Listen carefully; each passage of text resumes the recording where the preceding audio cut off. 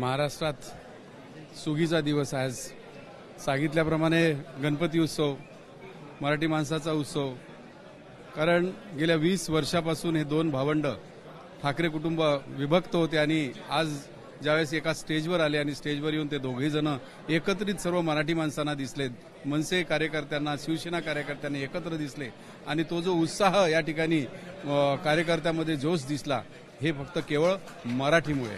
मराठीची जी हिंदीची सक्ती या सरकारने केली, जे जी.आर. त्यांनी काढला त्या जी.आरच्या विरोधात मराठी महाराष्ट्र एकत्र झाला आणि एकत्र पेटून उठला आणि त्यासाठी सर्व एकत्र येऊन राजसाहेब आणि उद्धव साहेबांनी एकत्र येऊन आज या ठिकाणी दाखवून दिलं की आम्ही मराठी आहो आणि मराठी ही भाषा आपल्या या महाराष्ट्रातच राहील, महाराष्ट्राला कोणतीच दुसरी पूरक भाषा होणार नाही। या पद्धतीचं आज या ठिकाणी त्यांनी विधान केलं। एकत्र आल्यामुळे आम्ही सर्वजण या ठिकाणी आनंदी आहो, सुखी आहोत।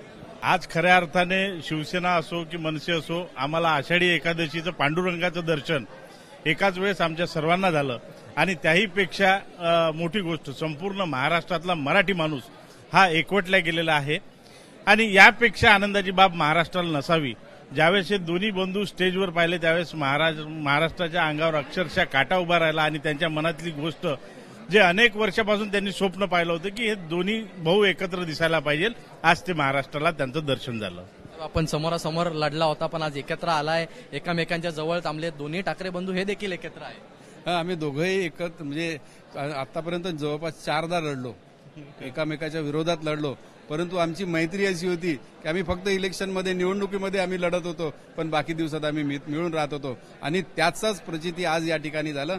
दोन्ही भाऊ एकत्र आले, आम्ही दोन्ही भाऊ, हा माझा लहान भाऊ आहे आणि हा लहान भाऊ माझ्यासोबत एकत्र आला, याची मला खुशी आहे। आम्ही येणाऱ्या पूर्ण निवडणुका या मराठी याच्यावर आणि शिवसेना आणि मनसेच्या जोरावरती लढू आणि त्याला एकत्रित आणून आम्ही निवडणूक जिंकू, एवढंच आज या प्रसंगी सांगतो।